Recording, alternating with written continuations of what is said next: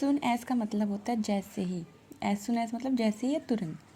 As soon as he wakes up he checks his phone for message. As soon as मतलब जैसे ही वो उठेगा वो अपना फ़ोन चेक करेगा मैसेज देखने के लिए। तो ये वर्तमान हो गया। ये कौन सा टेंस हो गया? वर्तमान।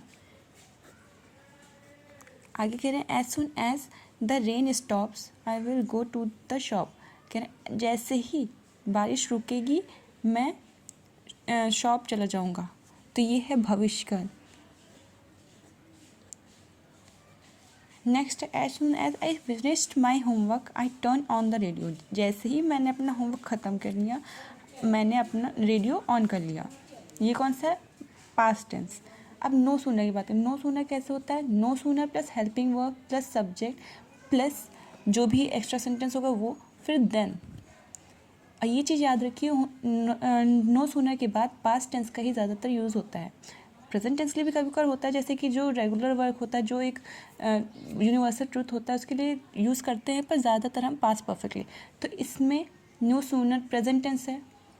ये कोई रेगुलर हैबिट, ये कोई यूनिवर्सल ट्रूथ नहीं है। यूनिवर्सल ट्रूथ में ही नो सूनर को प्रेजेंट टेंस में लगाएंगे, पर यहाँ पे यूनिवर्सल ट्रूथ नहीं है, इसलिए यहाँ पे नो सूनर का यूज़ नहीं होगा। इसमें नो सूनर का भी नहीं, इसमें भी नो सूनर का यूज़ नहीं होगा क्योंकि ये भी यूनिवर्सल ट्रूथ नहीं है। नो सूनर का इसमें यूज़ हो सकता है क्योंकि पास्ट टेंस है। चलिए इसको नो सूनर में बदलते हैं। No sooner, as soon as की जगह पे क्या कर दें? No sooner. फिर हमें क्या चाहिए? नो सूनर के बाद हेल्पिंग वर्ब चाहिए। तो हेल्पिंग वर्ब में इसमें ईडी दिख रहा है हमें। अगर यहाँ पे हैड होता, आई हैड फिनिश, तो वो हैड आप आगे ले लेती, पर यहाँ पे कोई भी हेल्पिंग वर्ब नहीं, तो ईडी का आगे लेना है। ईडी को कैसे आगे लेंगे? डिड के रूप में। No sooner did as I finished में ईडी तो ले लिया है डिड के रूप में, तो सिर्फ फिनिश वर्ब की first form. Homework, my homework,